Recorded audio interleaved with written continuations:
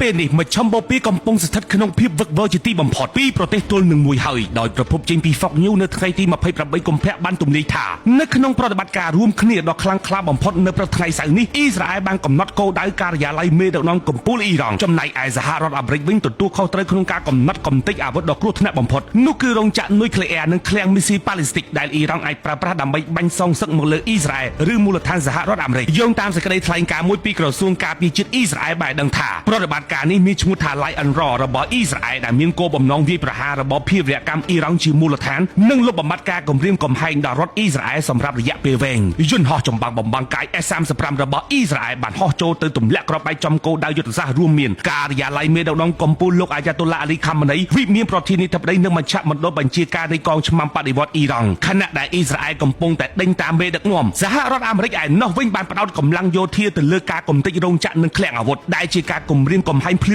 មៗដល់សន្តិសុខជាតិមន្ត្រីជាន់ខ្ពស់អាមេរិកម្នាក់បានបញ្ជាក់ថាគោលដៅចម្បងរបស់ពួកគេគឺរោងចក្រចម្រាញ់សារធាតុអ៊ុយរ៉ាញ៉ូមនិងរោងចក្រនុយក្លេអ៊ែរធំៗចំនួន3រួមមាន Fordo, Natanz និង Isfahan ដែលអ៊ីរ៉ង់បានបដិសេធមិនប្របិទនៅលើតុចរចានៅក្នុងទីក្រុងសេរ៉ែវកាលពីថ្ងៃប្រហ័សទី26 កុម្ភៈនាពេលកន្លងទៅនេះក្នុងនោះដែរអាមេរិកចង់ធានាថាអ៊ីរ៉ង់នឹងមិនមានសមត្ថភាពប្រើប្រាស់អាវុធនុយក្លេអ៊ែរឬមីស៊ីលប៉ាឡេស្ទិកដើម្បីបាញ់សងសឹកក្នុងទ្រង់ទ្រាយធំបានឡើយជាការឆ្លើយតបយ៉ាងព្រៃផ្សៃកងឆ្មាំបដិវត្តអ៊ីរ៉ង់បានបើកយុទ្ធនាការសងសឹកភ្លាមៗដោយបាញ់មីស៊ីលប៉ាឡេស្ទិកជាច្រើនសម្ដៅទៅកាន់ប្រទេសអ៊ីស្រាអែលបង្កឲ្យសារ៉ែនប្រកាសអាសន្នបន្លឺឡើងពីពេញទីក្រុងតេលអាវីវនិងយេរូសាឡឹមប៉ុន្តែអ្វីដែលកាន់តែធ្ងន់ធ្ងរនោះគឺអ៊ីរ៉ង់បានសម្រេចចិត្តបាញ់មីស៊ីលកំទេចមូលដ្ឋានសហរដ្ឋអាមេរិកនៅទូទាំងឈូងសមុទ្រពាក់ការផ្ទុះយ៉ាងខ្លាំងក្លាត្រូវបានរាយការណ៍នៅជិតទីស្នាក់ការកងនាវាទី5របស់សហរដ្ឋអាមេរិកនៅបារ៉ែននិងមូលដ្ឋានទ័ពអាកាសអាល់ដាហ្វានៅអារ៉ាប់រួមដែលធ្វើឲ្យតំបន់ឈូងសមុទ្រទាំងមូលប្រែពណ៌ទៅជាភ្លើងសង្គ្រាមនេះផ្អែកតាមរបប Time of Israel ដែលបានចុះផ្សាយនៅថ្ងៃទី28 កុម្ភៈព្រឹត្តិការណ៍នេះបានបង្ខំឲ្យប្រទេសជិតខាងរួមមានកាតាអារ៉ាប់រួមគុយវ៉ែតបារ៉ែននិងអ៊ីរ៉ាក់សម្រាប់ចិត្តបិទដែនអាកាសរបស់ខ្លួនភ្លា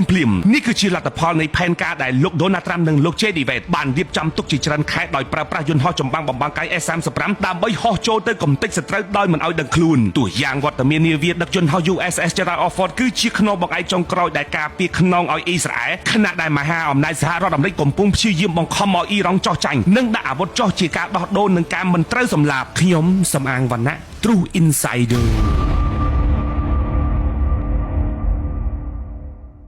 រថយន្តគុណភាពអាឡម៉ង់ J2 T1 PHEV ជាប្រភេទរថយន្តសាំងលាយអគ្គិសនីសន្សំសំចៃប្រេងបានខ្ពស់កម្លាំងខ្លាំងបើកបរដោយទំនុកចិត្តគ្រប់ស្ថានភាពផ្លូវជាមួយតម្លៃពិសេសត្រឹមតែ